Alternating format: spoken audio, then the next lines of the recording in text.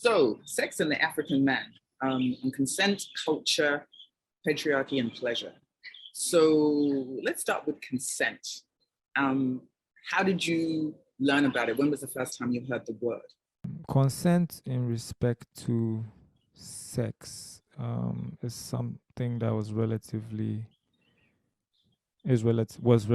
new to me. I mean, maybe 10, possibly 15 years ago, and I learned about it through um, feminism or through women's rights movements, through and more even like my knowledge on it advanced more with the Me Too hashtag, because growing up in Ghana, sexual predation or um, yeah,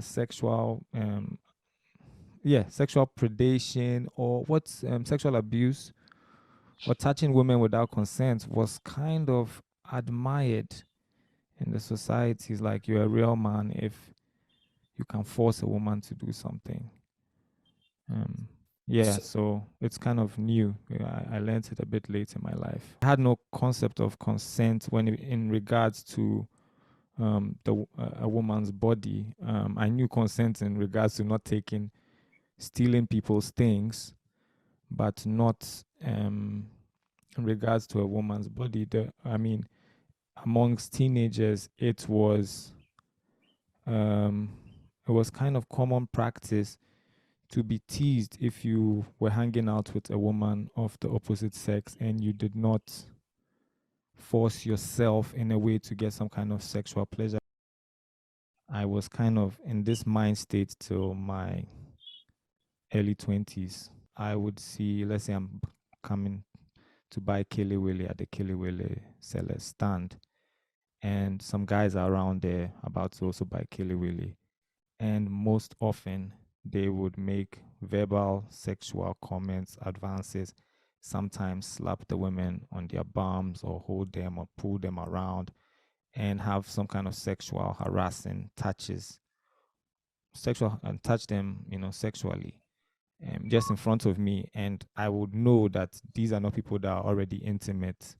And so I would just think that, oh, wow, okay, this is how it's done. So when you are just meeting some lady for the first time, you can pass some kind of sexual mark, hey, your buttocks is nice, or some kind of, or just slap them or hold them on the waist or some kind of physical touch. And that shows, or that was the conditioning or the orientation that I had learned, by observing my community. For most, like, supposedly middle class privileged youths growing up, your first sexual encounters will be sadly with the help of the house. It was me having these like sexual urges and then forcing myself onto the house help, which will be like 2 times older than me, like twice my age, and so on. And it was only till like my late teens that I was able to develop some kind of verbal like ability to speak to girls and have go on like dates or Valentine Day and those kind of things. I was like, 13, 14. And if I think about it now, yes, it was if I think about it as I'm speaking now and I'm like being super honest with myself, I would classify it as rape, even though the person was almost twice my age, because I did have some kind of physical advantage. And so, yeah, it took a lot of reflection and new information and me becoming more empathetic, like trying to tune more into my empathy to understand, like, how would I feel if somebody wanted to force, themselves on me, which, of course, I mean, I not to de-blame myself, but in my younger age, like before my preteens, I also experienced being. Mm, now at first I thought it was something cool. That's another thing. When I told my peers in my teenage times of advances by older girls on me physically, sexually when I was like 7, 8 years old. We were thinking it was a cool thing, like, wow, you haven't, like, you had this kind of experience at such a young age. Wow, you're cool. But later on, when I was telling a friend, like maybe in my 20s or 30s, anytime I tell somebody about this, they'll be like, oh, poor you, you were molested. So yeah, it's some kind of cycle that unless you are able or lucky enough to get some kind of education or touch into get into your empathetic side to see yourself as everybody else, you will not apply these boundaries and you will not like relearn or unlearn how you approach, people. Yeah.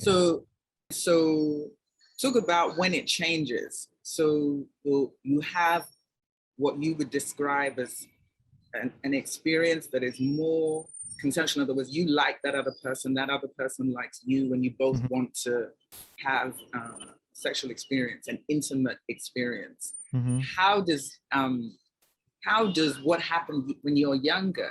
How does that affect how you engage? There's no like bad taste or guilt or doubt or any kind of negative energy surrounding consensual exchanges in my current life now. Like, as opposed to when being a teenager, you felt like something wasn't right. You felt, I mean, you didn't know what it was, but you felt like your your subconscious felt like some kind of abuse had taken place. You were worried.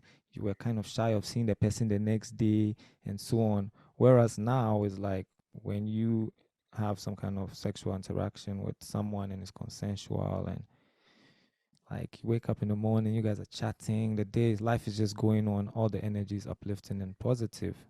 So if we were like taught to really be in tune with our emotions and our feelings and to be open and not be afraid to discuss with our parents and our seniors around us, these emotions that we had when we had done something wrong, we would have brought them out, or like confided in some people around us for them to correct us on our parts. But you're dealing with all this by yourself because of the kind of society we grew up in. Another thing that we used to do as maybe in my 20s as well, but like say, oh man, I slept with this girl and so on, because it was like seen as a conquering, than an exchange. It would seem like you are the one doing the sex instead of both of you are doing the sex, it seemed.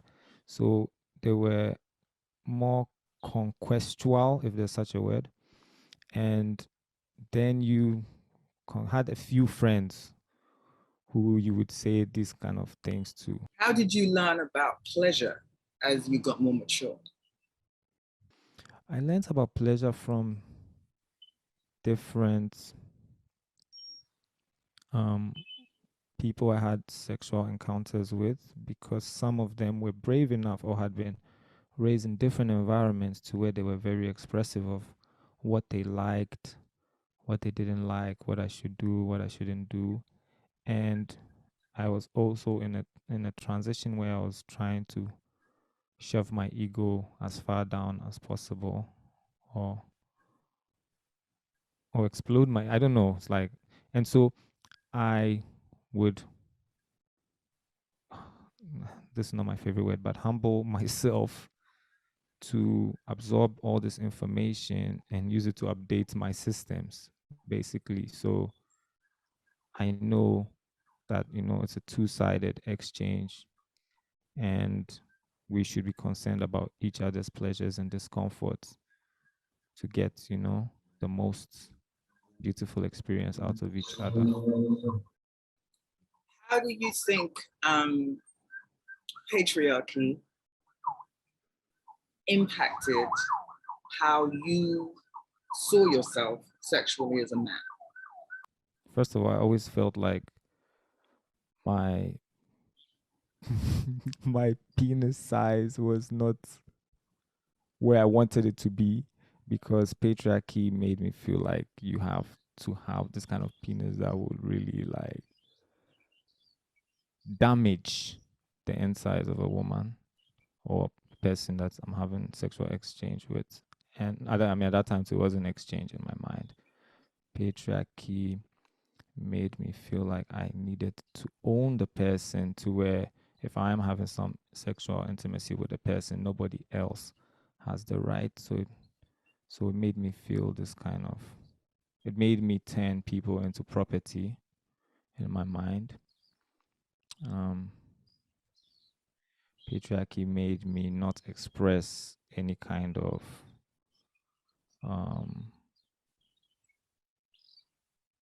inadequacies I was feeling, or any stress or any problems, like always feeling like, hey, yeah, everything is cool, and not talking about, different kind of things I was going through, whether be it biologically, mentally, financially, socially. So you're a mature man now, you're an artist now.